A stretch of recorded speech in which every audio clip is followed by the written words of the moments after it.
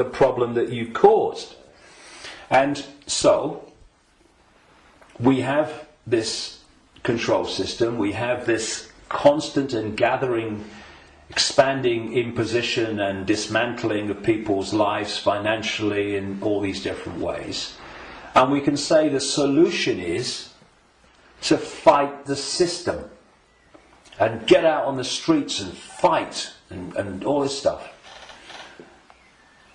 Or we can say, what has caused this reality that we are experiencing?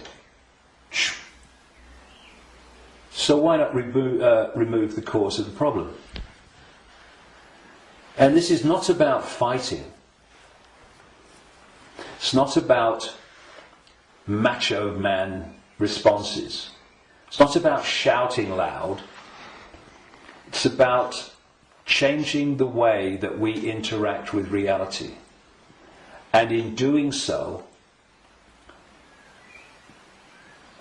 stepping out of the influence of the programs that have been running human perception and emotional response throughout known human history, and are creating the world that we live in. Because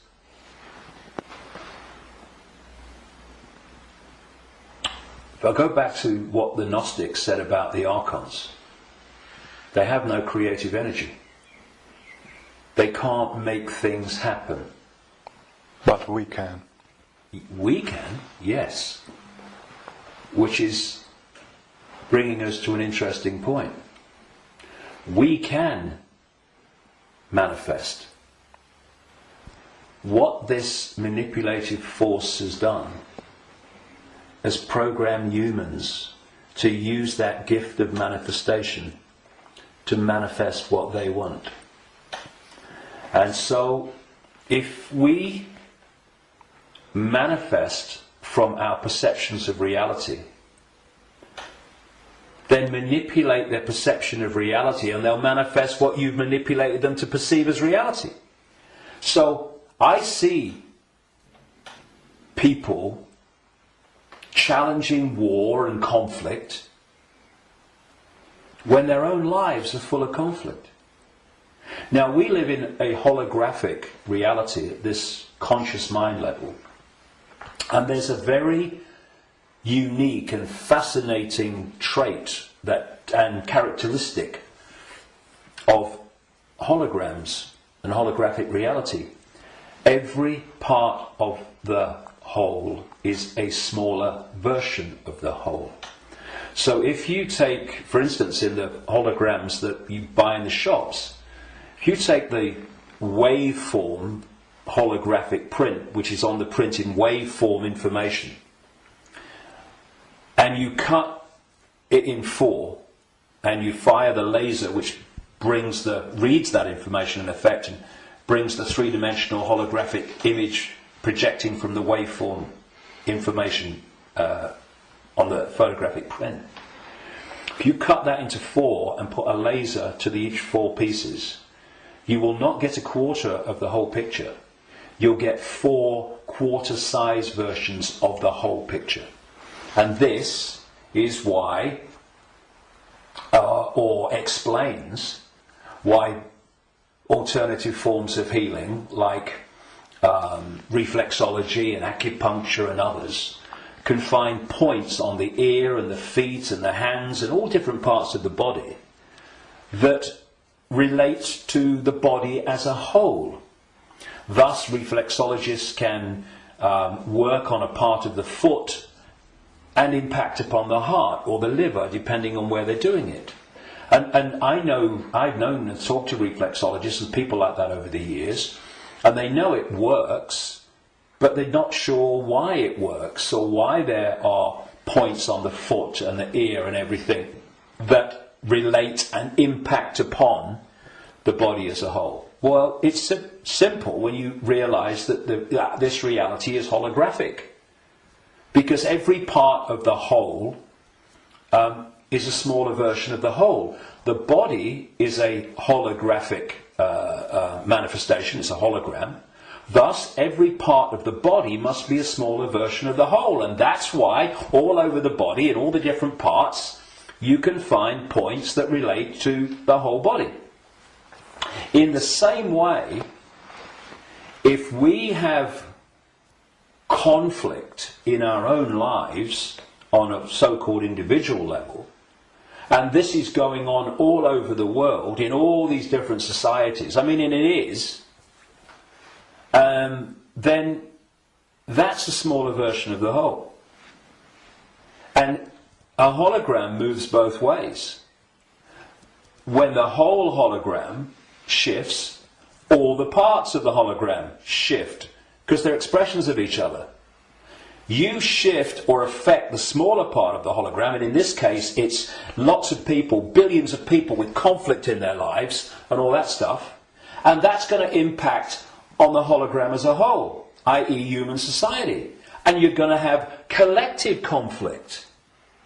If we want to put the fire out of the whole, what we call human society and global experience, then we have to put the fire out in our own lives, because we are fueling the fire. We are creating the fire.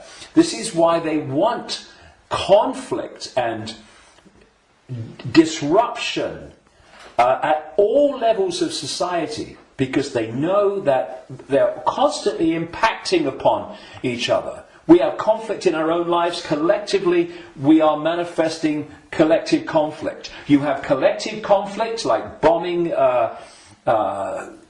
Libya and Iraq and what have you, and the global conflicts. Those collective conflicts then impact on the individual that reacts to them with a lot more emotional, based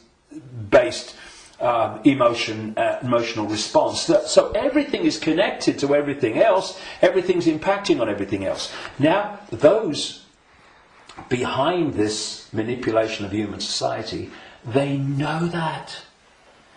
And they have been playing humans like a violin for so long. And this is why, not the only reason, but this is why they created human religions in this part of why, because there were many whys for that, and why they created human science, which is, I call it Stone Age science. It's song sheet science. It's not science. It's just a bogus explanation for reality, so we don't see the real one. This is why the nature of reality is hardly, if any time, discussed in schools or education in general. And I travel around the world. I've been to 50-odd countries, many of them many times. I've seen the streams of television channels, not least places like America. You're going through the zapper button, and there's channels after channels after channels. I have never seen one that was asking the question with an open mind: who are we? Where are we? What is reality? Now that is ludicrous. We have a situation where probably the vast majority of people go through a lifetime, until they come to the end of their lives and they're thinking, where do you go? Who don't even think about, who am I? You say to them, who are you? Oh, I'm Charlie Jones. I drive a bus. And they'll tell you your family history, they'll tell you their life history and all that stuff. That's not them, that's their experience.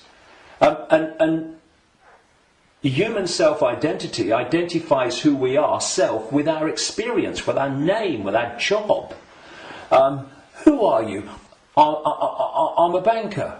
No, that's your experience, it's not who you are. And so when you lose touch with who you are, and you lose connection to the true self beyond the program, then what's left is for the program to run and dominate our sense of reality. Our sense of reality becomes our point of observation by which we judge everything, and the emotional reaction from which our judgment and response to events comes. And it's a closed, ever repeating cycle. And unless we break it, then this will go on. And we break it by moving our point of attention, the point at which we interact with the world, from there to here. And you know, I had some amazing experiences in Peru in 1991. Amazing experiences which changed my life and all the rest of it. And I went back to Peru with a group of people from all over the world in April 2012. And we went around Peru, and we went to Machu Picchu, and this place where I had my amazing paranormal, what extraordinary experience in 1991 called Siyustani, near a place called Puno, and Lake Titicaca, the highest known lake in the world. And this group, all of us, were going around these places, and what these places were heart places. Mm-hmm. When you went there, you interacted with them from here.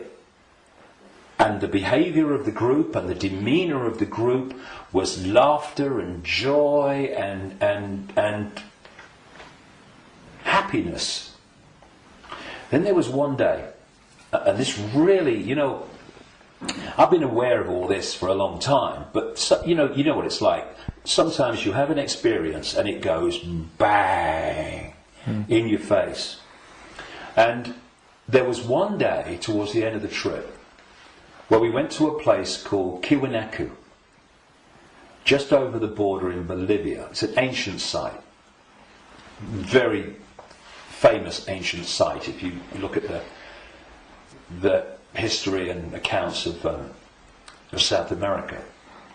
And if anyone thinks that human awareness, human emotion, human demeanour does not impact upon the energy field that we're all interacting with, they should cross the border between Peru and Bolivia at this place where we did. You walked across a bridge across a river, and one side was Peru and the other side was Bolivia. So once you crossed into Bolivia, woo, boom, this, you're right? Back.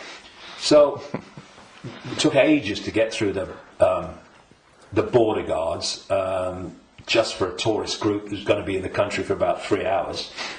They'd all just come back from a hospital, apparently, where they'd had a sense of humour bypass. And we headed to this Tiwanaku, going through in a 40-minute drive through a police checkpoint and a military checkpoint. You know, I mean, if anyone says that he's predicting that Bolivia is going to be a police state, well, you're too late, mate. Anyway, we get there, and it was horrible, Tiwanaku. It was big time here, right?